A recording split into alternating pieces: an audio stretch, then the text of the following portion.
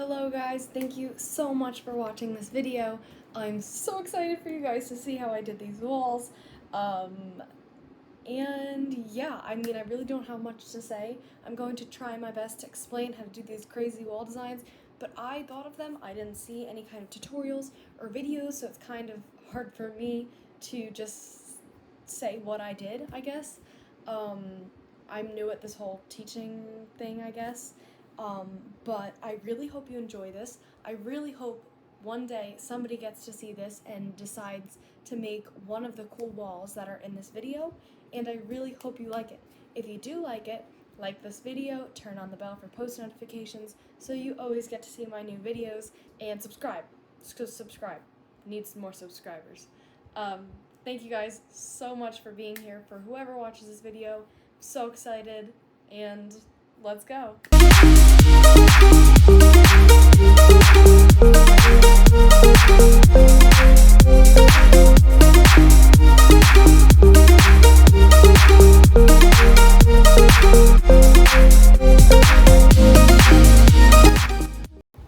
Okay everyone, so this is the beginning of the project. First, what you're going to do, if you don't want the lines in between your hexagons to be purple, then you're going to need to paint and prime the wall. So I have a 2-in-1 paint and primer. It's just going to be white, but before that we have to tape the walls. So for me it's easier to tape everything that I know I'm not going to be painting. So the other side, if I get it a little bit on the corner, oh well, I'm going to be painting it. So right now you can see I'm just taping the ceiling off. I apologize for all of the things still in my room, but that's okay. You'll be able to see the wall when it's completely finished without those things in the way. So I'm very excited to start this process. So the first thing we're going to do is you're going to get a roller, preferably, because you have this entire wall and it's going to be painted one color. It will be streaky if you use a paintbrush. I only had a small amount of paint, so I was going over it lightly.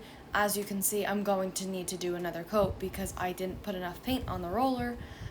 So I will be doing 2 coats of the white paint.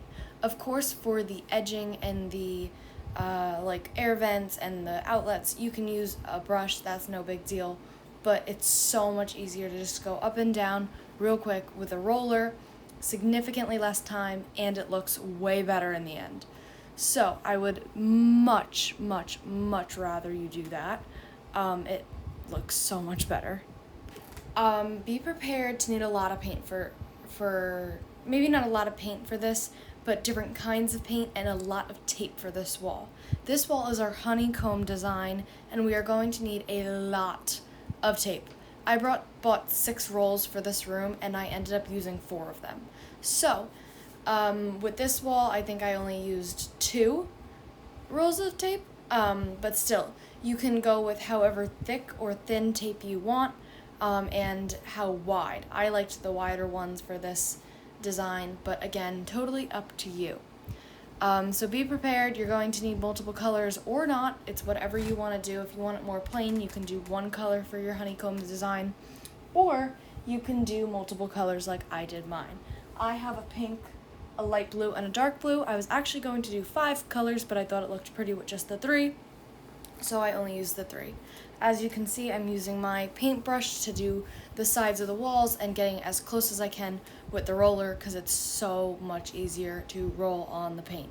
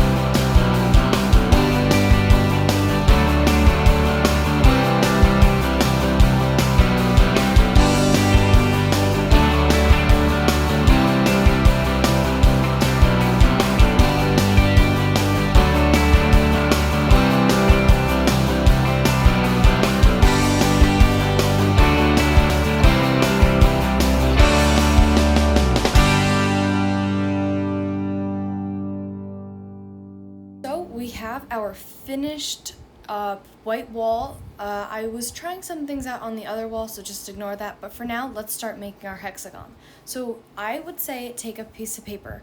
The harder the paper, the better. Even if you wanted to do cardboard, that's fine.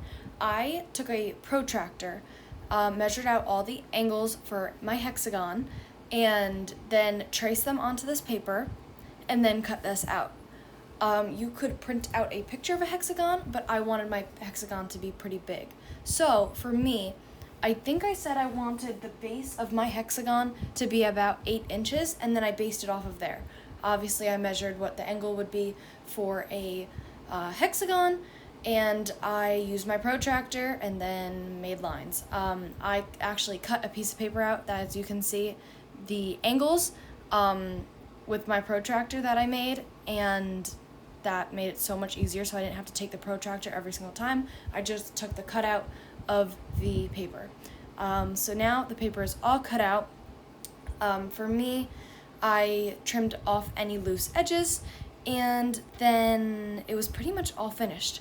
I put this duct tape around the sides because you could see I didn't have a great type of paper, and it was very loose. So now we're actually going to start making the hexagons. You can start wherever you want. You can start in the middle of your wall, the side of your wall. I randomly started right here. I don't really know why. But for every single hexagon, you're going to start the same way. Line the base up with either the bottom of the wall or the top of the hexagon before that. Then you are going to take your level and make sure it is leveled. You need to do this on every single hexagon, and it's so important because if one's off, it can make the whole entire wall off. That's how horrible it is. And then you'll see it may not matter in like the whole big picture, but all the sides will be crooked and you will notice it forever. So you need to make sure it's level both ways. Then I took duct tape and made it double-sided, and so I stuck my hexagon to the wall. And once it was stuck to the wall, I taped all around it, and that's how I was getting the hexagon shape. Again, I was checking the level constantly before and after you put the tape on to make sure it is perfectly leveled. If it is not perfectly leveled, this wall will not come out the way you want it to. And then you're going to start over, follow it all the way up again, and then you're going to make sure it's leveled. Like I'm doing level horizontally and vertically. You can start by like going over to the side of your hexagon. For me, it was easier just going all the way up to the ceiling and then starting the next one next to it, and that kind of gave me a good feel for where it was.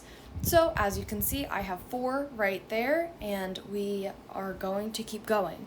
This is a very, very, very long process, but you will be very happy with how it turns out when you are all done. No matter what, if you have the air vent, if you're going to paint over it or not, I would say still make sure you duct tape over it. It helps a lot.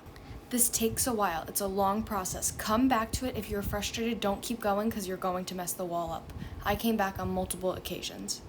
So now that we are successfully and finally taped, you want to make sure really around those air vents that you get them super, super close and super, super like tiny, and all the details like by the corners. You don't want any like tape sticking out because then you're gonna have a mark in your hexagon and it's gonna annoy you a lot. I made sure that there was nothing. I checked over and over again, and the wall is finally done.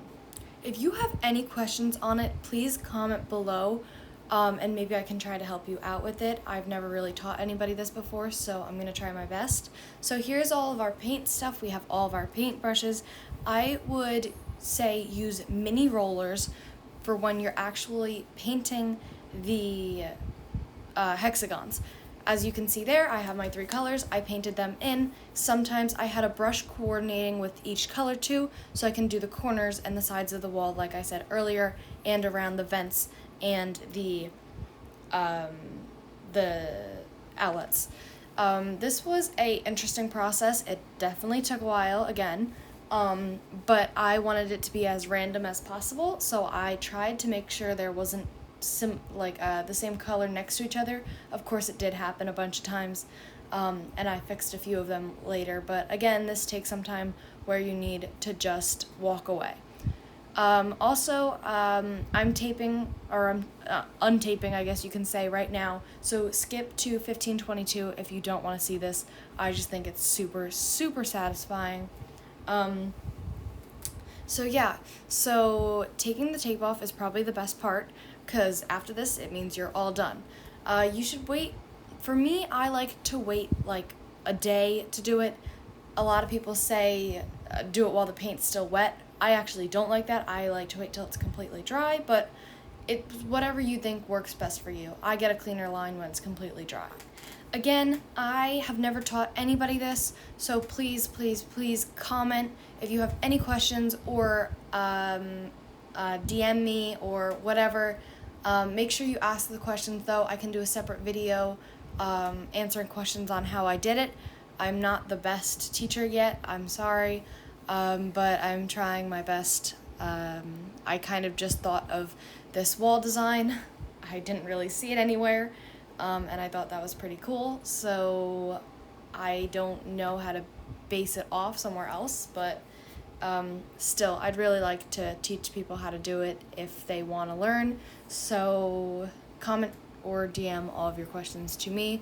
All of my socials are linked in the description box of this video and all my videos, so please check those out. Follow, like, subscribe, and I'll see you when the tape is all off.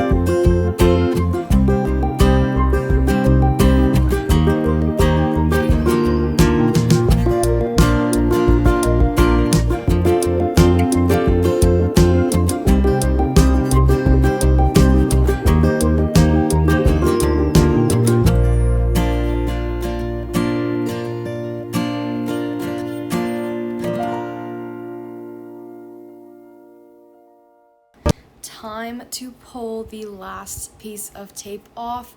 Can't believe it came off already. I mean, like, seeing that is just, like, awesome. For me, I think just also putting the work in to get this all taped, pulling it off was like, oh my god, I can't believe I'm ripping this off because it just took so long, like, took so much time to put on, but it feels great. So next wall.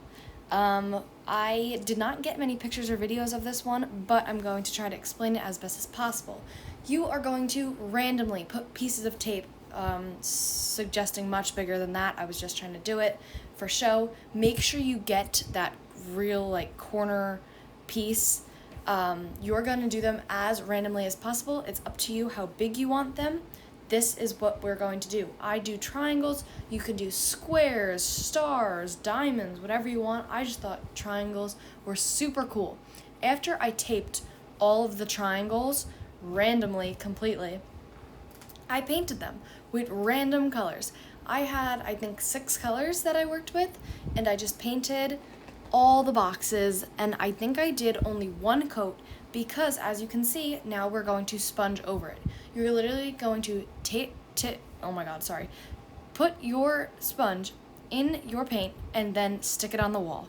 Most brainless activity ever, but it still requires where you want them all to be. When you take the tape off, I primed this wall, so again, our baselines will be white, they will not be purple, and you will have cute sponge marks. I sponged a different color on all of the triangles than the triangles were actually painted. So if it was a pink triangle, I decided to put a purple, dark, light blue, turquoise, purple, whatever thing on top of it, so I didn't have 2 of the same color because then it just wouldn't come out right. And then once you pull the tape off, it looks like this. You can't see some of them just because of the picture, but this wall was super cool. I'm sorry I didn't get to videotape a lot of the pre-work and the taping, but I think you can kind of understand it. Again, if you have any questions, comment them, DM them, and I will make a video on answering your questions about these walls if you have them. The last wall we are going to do is a little bit more unique and pretty. It's not as out there, so it could actually work for business scenarios if you didn't do the crazy colors I did. I did not prime this wall. I wanted this wall and the lines to be purple because I was painting light colors and I thought that would be super cool. Taping this was actually kind of hard. The beginning X, you're gonna have to eyeball. There's no other way to say it. I marked the middle of the wall lengthwise and widthwise, and that's where I had the little diamond or the main big X in the beginning of my wall, and I went all the way up to where I thought I wanted my middle point. Then I took my level, and it's exactly a foot, and I thought that was a great size to make the other arrows, I guess you can say. So I actually used that. I marked off where the end of the level was, and whatever you do, I did this with permanent marker.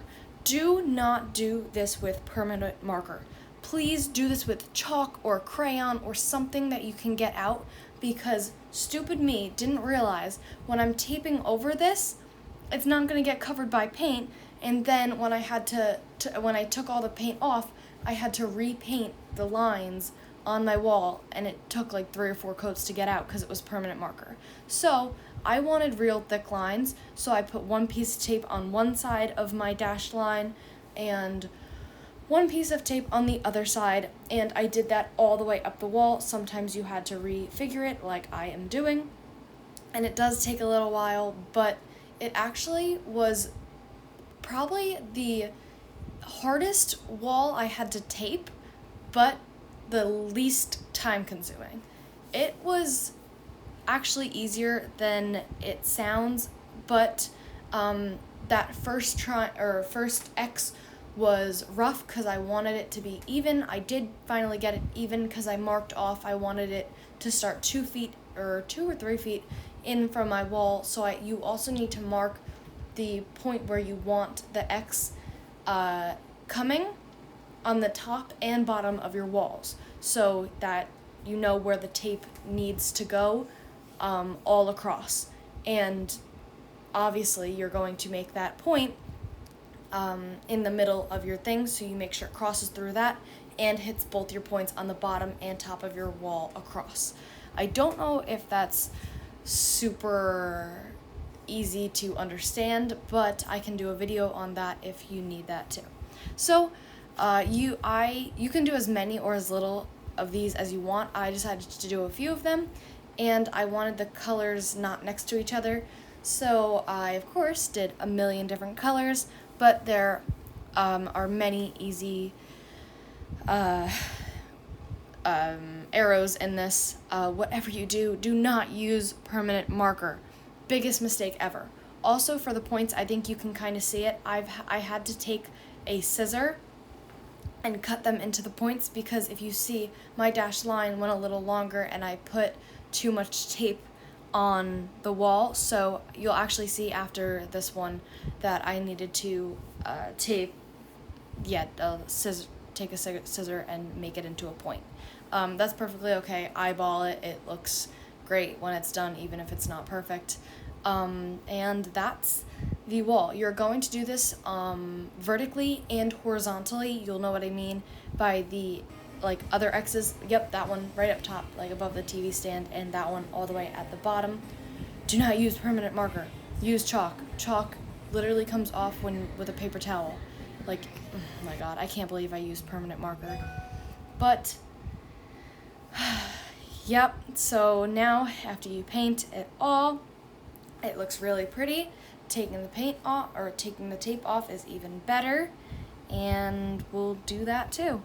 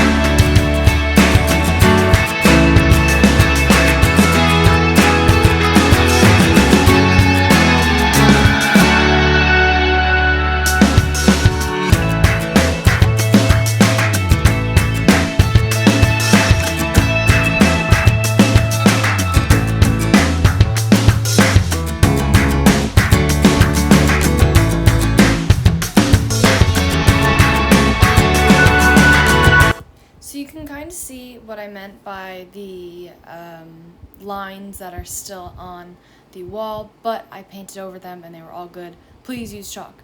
This is the final result of all of my walls, and I really, really, really hope you enjoyed this video. It was a lot of fun to make these walls, and I'm just really glad they all turned out well. I still don't have my blinds up, but that's okay. If you didn't go check out the room transformation, go see that to see the full everything in the room. That hamper thing is not there anymore. To see all the pictures on the walls and to see my room tour. Go look at that one too. These are the final images of all the walls. I'm so happy that I got to finish this, and I hope you enjoyed this video. Please like and subscribe and hit the bell for post notifications. This is the giant tape ball that I used for this whole entire video. The room was very messy, so organizing it sucked, but after it was all pretty and organized, this is how it turned out. I'm so happy that you guys were able to come on this journey with me, and I'll see you in the next video. I have a back to school hairstyles video for you, and I can't wait to share that one with you too. I hope you enjoyed this. Like, subscribe. I think I've said it a million times, but it really helps me out. And thanks so much for watching.